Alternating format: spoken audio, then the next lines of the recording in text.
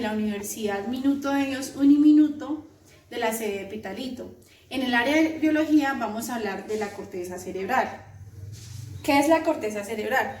Es el estrato externo del cerebro que está formada por una fina capa de tejidos nerviosos. En la corteza cerebral encontramos 6 capas. En la capa número 1, que es la capa molecular, que está compuesta por una red de fibras nerviosas, las cuales derivan de las dendritas, de las células piramidales. Al ser la capa más externa, crea muchas sinapsis entre las neuronas. La segunda capa, que es la capa granular externa, que está debajo de la capa molecular, que está compuesta por células, por pequeñas células,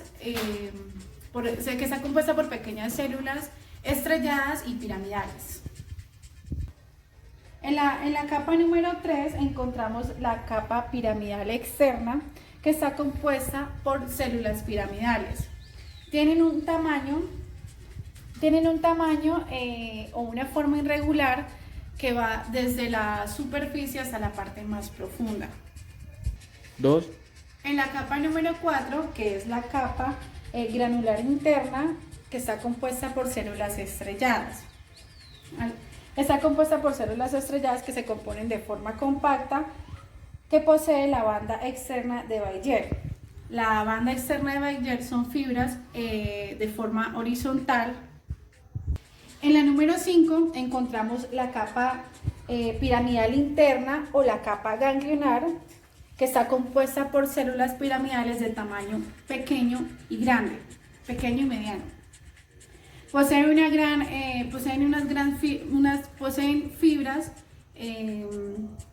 de forma horizontal que componen la banda interna de Bayer. En la capa número 6 encontramos la capa multiforme, que está formada por células fusiformes que también poseen la célula piramidal. Está compuesta, las fibras nerviosas de esta capa ingresan por la sustancia blanca subyacente, conectando ya con las grandes regiones intermedias.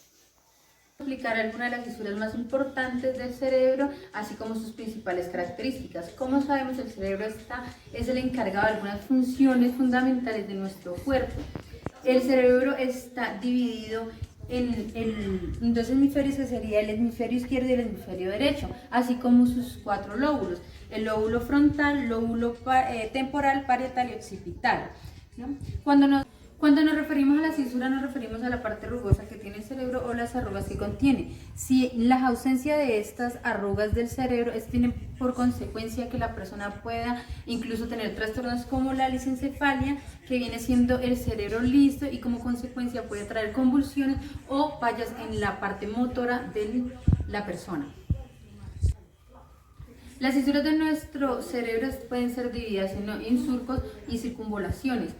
Nos vamos a referir un poquito más a los principales surcos que tiene nuestro cerebro. Cuando nos referimos a los surcos, estamos diciendo las hendiduras con mayor profundidad. Vamos a iniciar con el surco interhemisférico, que es el que divide el hemisferio izquierdo del hemisferio derecho, que están entrelazados por un cuerpo calloso. Después tenemos el surco lateral, que viene siendo que también es conocido como la cisura de Silvio, que lo que hace es dividir el lóbulo temporal del lóbulo parietal. Si existen afectaciones en esta zona, se puede tener como consecuencia enfermedades mentales o Alzheimer.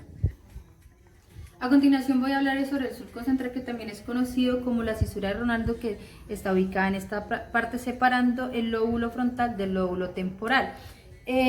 También sirve como puente entre las conexiones motoras y sensoriales para que estas trajes sí tengan un buen funcionamiento.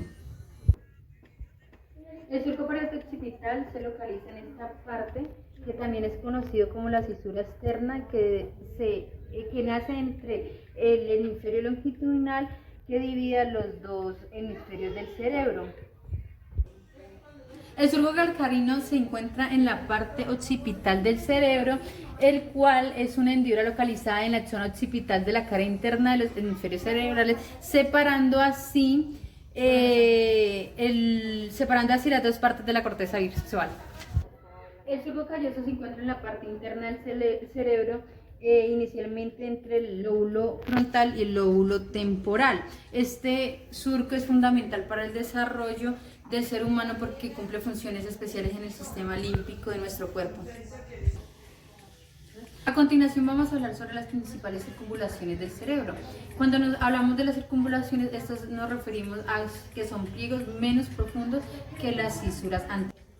Vamos a iniciar viendo el primer giro, que se llama fusiforme, que está en este lado, como en el lóbulo temporal. Este es el responsable del sistema límbico, que viene siendo como la parte afectiva del ser humano.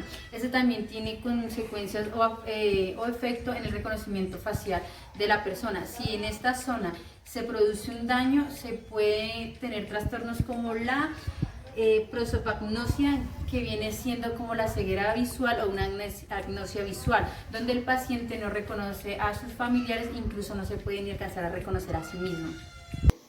Vamos a hablar un poco sobre el giro cingulado, que está situado en el cuerpo calloso en forma de arcoíris acá, que sirve como puente entre las funciones límbicas y las funciones cognitivas superiores. Ahora vamos a hablar sobre el giro angular, que se encuentra ubicado en esta parte y está situado en la parte, en el lóbulo parietal. Las funciones de este giro incluyen el procesamiento y la interpretación del lenguaje y la información visual y auditiva. A continuación vamos a hablar del giro hipocampal, que se encuentra localizado en el lóbulo temporal internamente. Este es el encargado del funcionamiento de la memoria y de la ubicación espacial. A continuación vamos a hablar de las áreas funcionales de la corteza cerebral.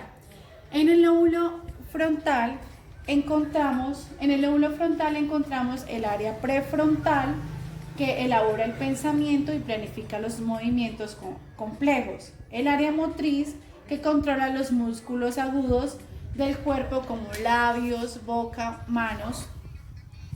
En el lóbulo, ya pasamos al lóbulo parietal. En el lóbulo parietal encontramos las áreas sensoriales, que perciben las sensaciones como tocar, la temperatura o el dolor que proviene del cuerpo. En el lóbulo occipital, que está el área visual, que detecta todas las señales visuales. En el lóbulo temporal, que está en esa parte de acá, encontramos la parte del área auditiva. Encontramos la área auditiva, que detecta todas las señales auditivas. Encontramos el área de Wernicke, que interpreta el significado de las frases entendidas, y el área de la memoria a corto plazo, que almacena en una duración de horas o semanas.